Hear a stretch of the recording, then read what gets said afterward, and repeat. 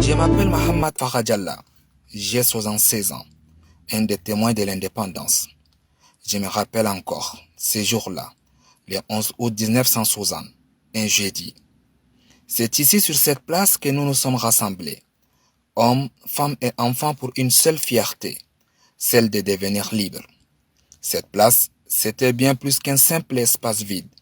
C'était le cœur battant de notre nation. Bon, c'était quand j'étais au CM2, en 1960.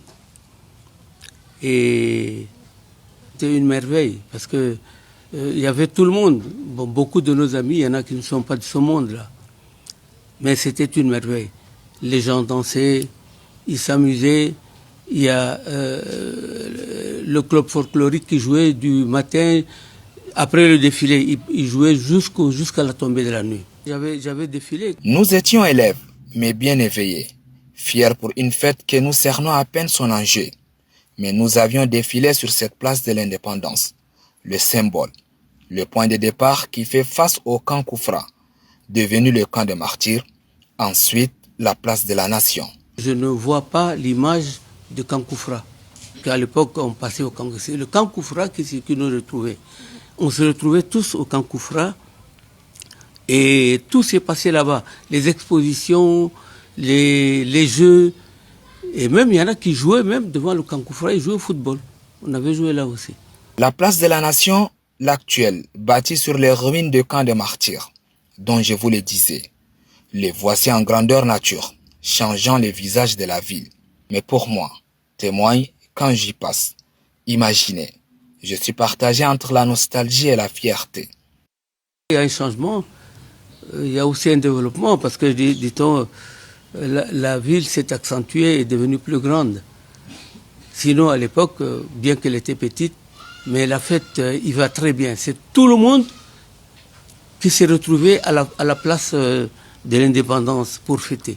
Après le défilé, le soir, c'est les jeux. Donc, ils organisaient les jeux, c'est pour les jeunes, c'est pour les enfants. Et même les grandes personnes également s'amusaient là.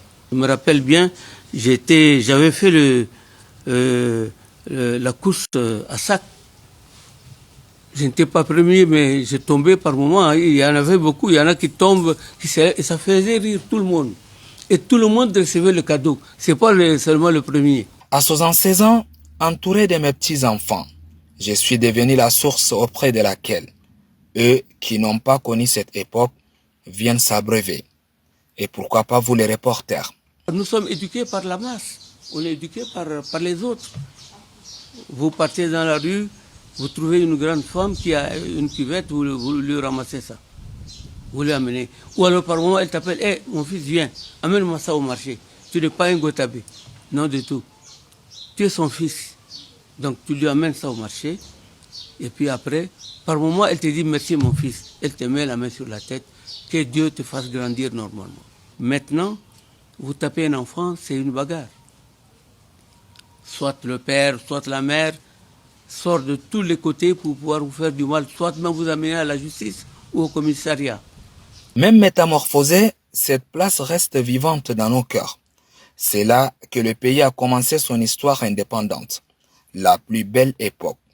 Je me rappelle encore comme si c'était hier. Je n'avais que juste 12 ans. Ça, c'est la plus belle histoire du pays.